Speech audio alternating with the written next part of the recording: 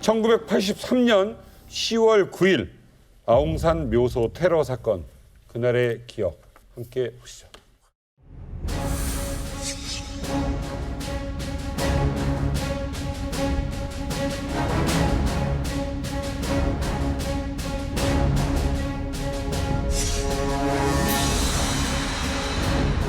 대통령으로서의 직책을 성실히 수행할 것을 국민 앞에 엄숙히 선사합니다.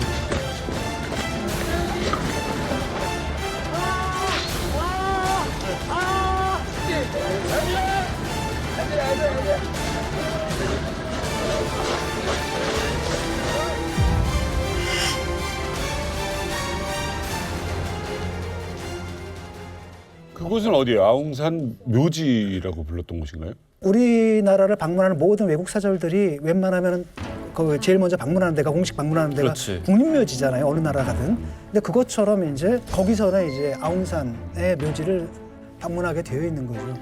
요즘 젊은 분들이 생각하는 최악의 사건은 미국의 9.11 테러나 아니면은 우리나라가 겪었던 천안함 폭침 사건 혹은 연평도 포격 사건 등 생각하는데 이 사건은 그것보다도 훨씬 더 국제사회에 충격이 컸던 사건이고 한 문장으로 표현하자면 한 나라의 행정부 전체가 한 장소에서 일시에 몰살된 사건입니다.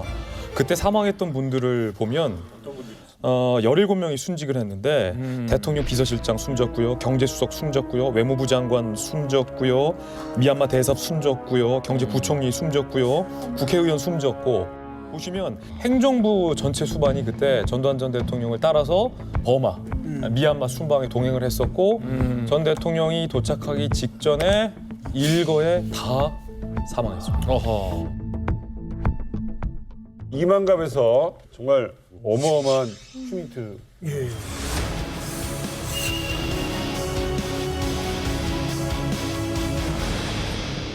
당시 아웅산에 계셨습니까? 예, 저는 당시에 카메라 기자로 청와대 출입을 했습니다. 그날은 아웅산 묘소에 가면은 아웅산 사진이 이렇게 걸려 있습니다. 네. 그 사진을 찍고 그 장소에 바로 중앙에 이렇게 서 있었습니다.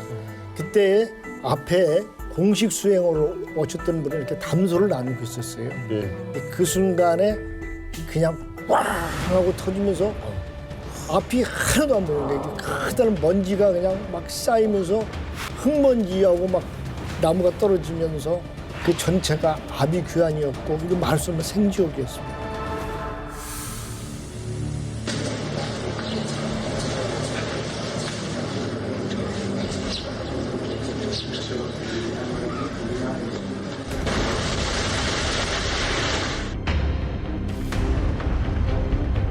저희가 이 소리를 알 수가 없을 정도 뭔가 쏟아지고 있어요, 계속. 안 다치신 거예요? 야, 어머 어떡해 진짜.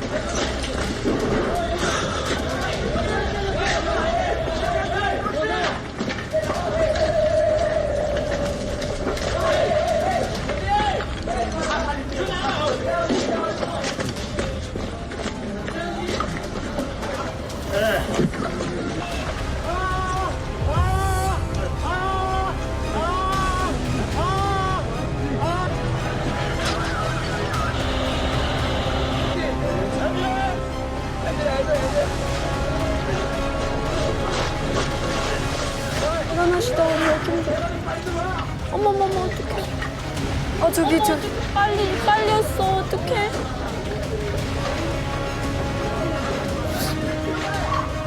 심장이 아예 지금 다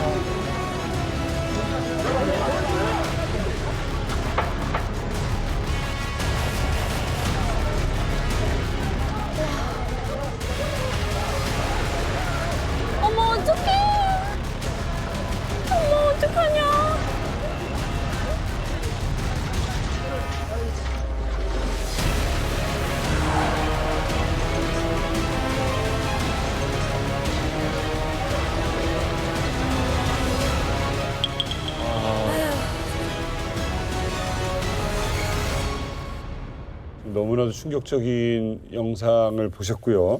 지금 처음에 귀막은 남성분이 예. 이미시- 바로 그 전대요. 저희 선배 임치현 선배 카메라에 잡힌 거예요. 근데 그 순간이 갑자기 꽝 터지는데 이 고막이 얼마나 아픈지 그냥 이렇게 하고 소리 지르고 그런 순간이 잡힌 거거든요. 사실은 그 당시에 많은 분들이 돌아가시게 된 원인이 허탄이 위에서 떨어져서 돌아가시기도 했지만은 그 지붕이 가운데가 하늘로 떴다가 내려오면서 그 많은 그 나무라든가 그런 석가래 같은 거에 맞아서 많은 사람들이 부상하고 그랬어요. 사실은 그날 사실 울면서 찍었어요. 울면서. 예. 이렇게 수많은 인명 피해를 낸 끔찍하고 잔혹한 테러 사건에는 어떤 권력과 야심을 채우려는 배우가 있었습니다. 썬킴 교수님, 도대체 누가? 아 이제 배우 나오는 건가요? 일단은 모든 증거는 범행 현장에 있고 물증을 찾아내면 배우가 드러납니다. 그렇지. 너무 수법이 똑같았어요. 기억하시는 분은 기억하시겠지만 1970년 6월 22일 지금 동작동 국립묘지 있지 않습니까? 현충원. 현충원 현충문을 똑같이 지붕에 크레모아 지뢰를 설치해가지고 북한 공작원들이 그 당시에 박정희 대통령을 시해하려고 했었어요. 수법이 똑같아요.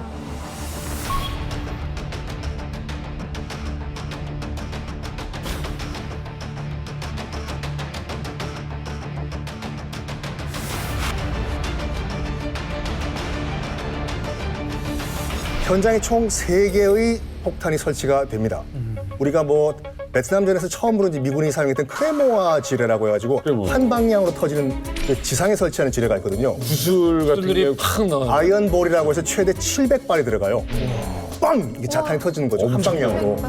그거 2개랑 그다음에 소위탄이 설치가 돼요. 소위탄이 뭡니까? 소위탄 여러분 아시다시피 그 1945년 미군의 도쿄 대공습 때 도쿄 시내를 다 날려버려가지고 20만 명의 시민을 불바다로 만들어버린 근데 그 폭탄 아까 현장 내용 봤을 때 소위탄은 안 터진 것 같아요. 소위탄이 안 터졌어요. 소위탄이.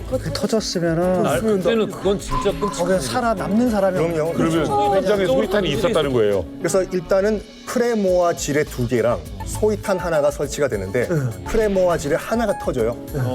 그리고 2개가 이제 불발탄으로 발견이 되는데 방금 진 교수께서 말씀하신 것처럼 만약에 이 소위탄이 터졌다고 하면은 현장은 정말 흔적이 없어요. 지옥이지 그럼. 자, 원래 그러면 소위탄까지 터트리려고 했었다는 거 아니에요? 그럼요. 그리고 또 나쁜 놈 원격 조정으로 지금 이 리모컨으로 이 폭탄을 터뜨리려고 했는데 이 리모컨 안에는 일본 H4의 배터리가 있었거든요. 이게 북한 공작원들이 주로 쓰는 배터리예요.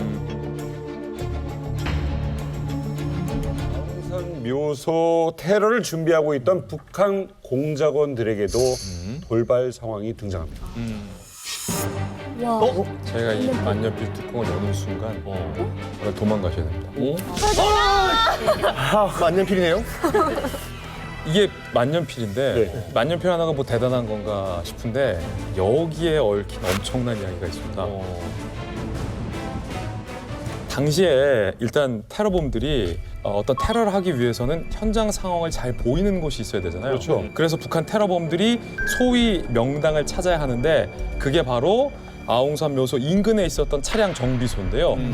불과 바로 몇 분 떨어지지 않은 가까운 인근 거리에 차량 정비소가 있었습니다. 아 근데 진짜 이렇게 보니까 확 드러나는 게 아웅산 국립묘지 주변에는 저격수가 배치될 만한 곳이 없어, 다 숲이에요. 다 없어, 숲이에요. 없어. 맞아요. 도로변에 굉장히 인접해 있다는 겁니다. 그러네. 테러범들이 저 차량 정비소에 몸을 숨기려는 결정도 대통령 일행이 들어오는 그 차량의 진입 상황을 몸을 은신하면서 다 지켜봐야 할 장소로 딱 용이했기 때문이죠.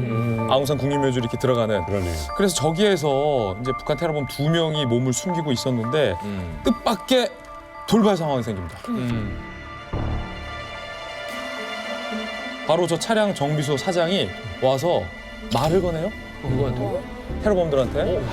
이게 수상한 사람들이 생김도 다르고. 어쩌고저쩌고 하니까 그 사람 매수한 게 아니구나. 아웅산 말로 야 나 저 정비소 사장인데 니들 뭐야? 여기 있어. 니들 뭐야? 그러니까 북한 테러범들이 여기서 당황을 합니다. 그러면서 중국인 관광객인 척 해요. 치나, 여 메이어, 짠 여마. 그런데 차량 정비소 사장이 봤는데 이게 어색한 거예요. 그래서 말도 안 통하고 하니까 야 필담을 하자. 정비소 사장이 이렇게 생각하는 것 같아요. 근데 또 마침 북한 테러범 포켓에 만년필 하나가 꼽혀 있다고요. 그래서 이 정비소 사장이 에이, 못 알아듣겠으니까 그거 펜 놔보라고, 펜 줘보라고 해서 북한 테러범 포켓에 있는 만년필을 딱 꼽아드는데 네. 그때 펜이 뽑혀 가잖아요. 이거를 지켜보는 북한 테러범 얼굴이 사색이 됐겠네. 사색이 되는 거예요. 얼굴이 하얘지면서 이걸 열면 어떡해. 오마이갓. 야 왜? 네? 김일성? 혹시 리모컨 같은 거 아니에요? 리모컨.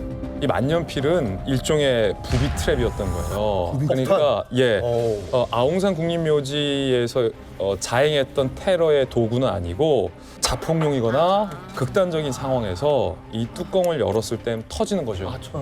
터지는 거죠. 그러니까 근데 이 황당한 돌발 상황이 발생한 거죠. 만약에 그 정비소 사장이 필담을 하겠다고 펜을 뽑아 가잖아요. 그 사람이 거기서 뚜껑을 열었으면 네, 거기서 바로 터지는 거죠. 바로 터지는 거죠. 어쨌든 이 정비소 사장한테 다시 만년필을 뺏었구나. 뺏어서 막 불이 나게 달려갑니다. 그래서 정비소에서 더 뒤쪽으로 밀립니다. 공원으로 이번에는 거처를 옮기게 됐습니다. 그런데 이 공원은 전두환 전 대통령, 대한민국 행정부 수반들을 환영하는 인파들이 그 공원에 가득했던 거예요. 그러니까 여기서는 상황 파악이 또 안 되는 거예요.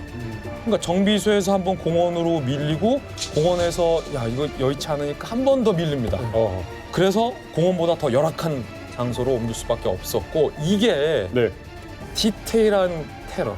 전두환 전 대통령을 눈으로 보고 폭발을 터뜨리지 못했던 실패의 원인으로 돌발이 겹쳐져서 작용하게 됩니다. 정비소 사장. 플랜 B, 플랜 C 이런 게 없었네요. 그러니까. 왜 그랬을까? 왜? 왜 꾸몄을까요? 북한은 왜 이랬을까요?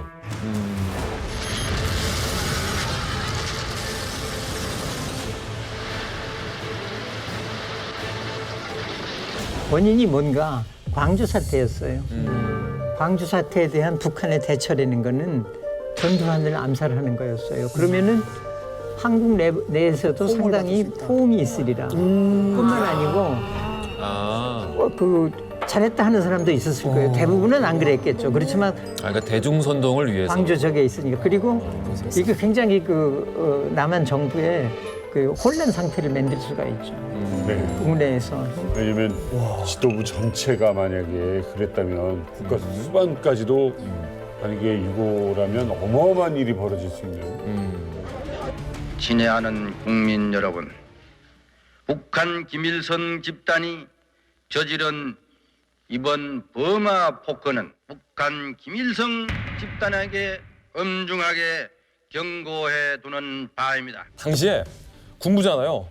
모든 대한민국 군인들과 장성들이 부글부글 끓었습니다. 그럼 보셨잖아요. 내 가족, 내 이웃, 한 다리 건너면 아는 사람이 저기서 끔찍하게 다 살해당하고 온 거예요.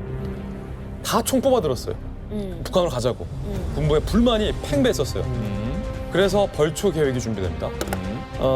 주석군과 똑같은 모양을 만들어두고 패러글라이딩을 통해서 주석군에 낙하고 폭탄을 설치해서 김일성과 주요 요인들을 암살하고 강을 통해서 다시 귀화하는 비밀리에 벌초 계획까지 준비를 하고 훈련까지 해요.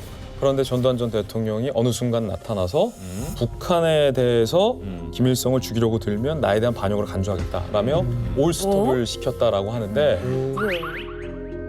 약간 좀 실미도랑도 약간 좀 비슷한 그러게. 느낌이 드는데 아니 훈련까지 이렇게 다 맞춰놓고 전두환 전 대통령은 왜 작전을 왜 취소한 거예요? 당시에 지금 출범 때부터 그러니까 쿠데타로 했고 예. 그다음에 광주 항쟁이 있었기 때문에 굉장히 정권의 정당성이라는 게 취약을 했거든요. 그래서 외국의 그 지원을 많이 받으려고 특히 뭐 미국은 절대적인 거고 근데 이 사건 딱 나니까 일단 서방 국가들이 다 북한을 비난하네. 그러다가 북한의 친화적이었던 이런 나라들도 다 북한 비난 성명을 내네. 여러 가지 면에서 보니까 전두환 정권으로서 볼 때 나쁘지 않은 거예요 이게. 그렇죠. 그래서 네. 지금 이 상황도 악화시킬 이유가 없는 거죠.